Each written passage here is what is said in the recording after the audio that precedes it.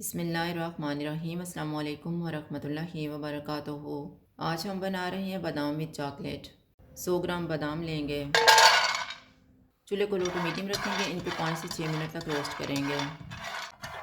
मैंने इनको 5 मिनट तक भुना है। अब हम चूल्हा बंद कर देते हैं।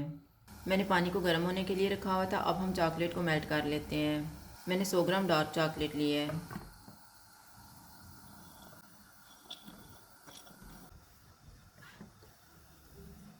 चॉकलेट मेल्ट हो गया। अब हम चूल्हा बंद कर देते हैं। रोस्ट किए हुए बादाम डालेंगे और मिक्स कर लेंगे।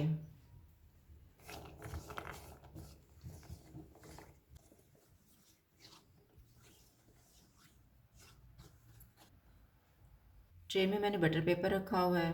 अब हम चम्मच की मदद से बादाम इसमें रखेंगे।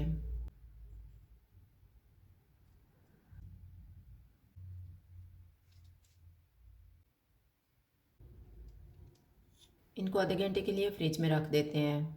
आधा घंटा गुजर गया है। बादाम विद चॉकलेट तैयार है। अगर आपको हमारी वीडियो अच्छी लगे तो लाइक करें और हमारे चैनल को सब्सक्राइब करें। शुक्रिया। अल्लाह हाफ़िज़।